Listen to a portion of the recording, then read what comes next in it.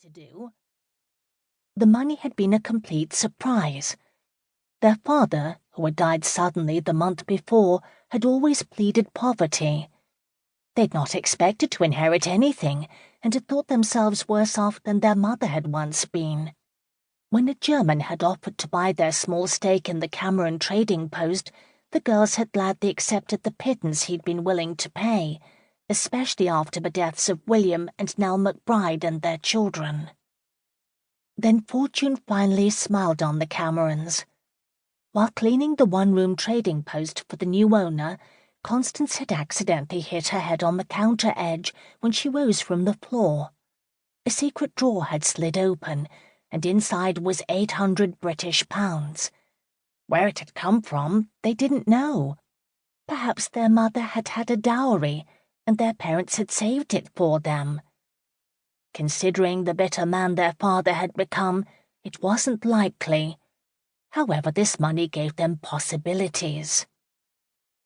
"Go to England and go where?" Charlotte countered. "To live in some potter's hovel?" "We could live very nicely," Miranda snapped. "Except that we deserve better," her sister shot back, "and you can get it for us. Lady Overstreet is right. Your face is our real fortune." At the mention of the woman's name, all three sisters glanced back into the tap room, where Lady Overstreet sat calmly sipping her mug of cider. She wore her gloves as she did it, treating the rough pottery as if it were the finest china. She also seemed blissfully unaware of the stir she was making in the tap room. The crowd in the room was predominantly male. They stood at the bar and huddled over tables, the boisterous sound of men doing business filling the air. Lady Overstreet was like an island of blue-figured silk and elegance in their midst. Even the other women paled in comparison. From the moment Charlotte had introduced Miranda to her ladyship, Miranda had been self-conscious of her own homespun clothing and moccasins. And now this woman, with her velvet cap, sporting a long curling red feather, held in place with a diamond pin, this woman who moved with grace and spoke in a cultured tone, had hatched a scheme with Charlotte to find a titled and wealthy husband for Miranda. "What do we know of her?" Miranda asked, turning back to her sisters. "Reverend Haddon is the one who introduced us. He believed she was who she said she was," Charlotte answered. Miranda shook her head. "This whole idea is ridiculous."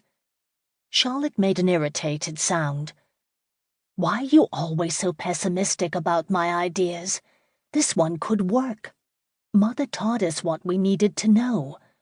Lady Overstreet says, but with a bit more polish, you could easily catch the attention of 100 nobles." Now it was Miranda's turn to be irritated. "I'm not any more lovely than you," she threw back. Charlotte's expression softened.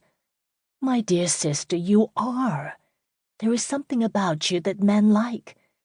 Have you not noticed that most of the men in this inn can't take their eyes off of you?" "Or you, or Constance," Miranda insisted. "Charlotte, you are the one who came up with this marriage scheme.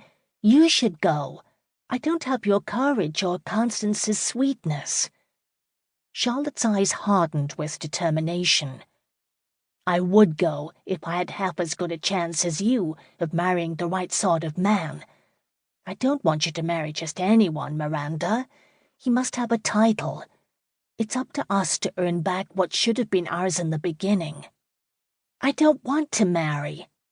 There, Miranda had stated it as flatly as she could. Her older sister pulled back. "Not ever marry?" "No." "What of children?" Charlotte asked. "Don't you want a family?" "I have you two," Miranda answered. "But what of love?" Constance wondered. "Don't you ever yearn for one person who'll be beside you forever and ever?" Both Charlotte and Miranda turned, surprised by their younger sister. "Well, don't you?" Constance demanded. "Don't you think it important?" Oh yes, Miranda thought love very important, important enough that she had sacrificed all for it, including the